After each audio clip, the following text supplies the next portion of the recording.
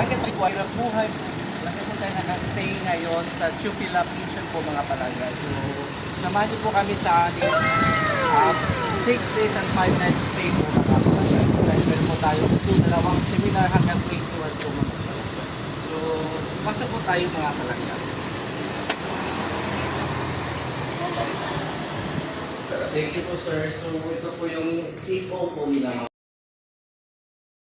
So, meron po silang dining table, tapos lounge. Tapos, syempre, makikita ko na aking mukha habang nag-stay po ako sa lounge at saka sa dining area.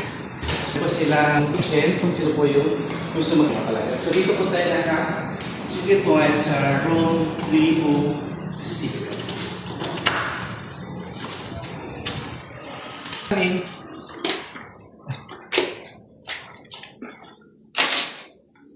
Yan po lang po muna palangga. Bye for now.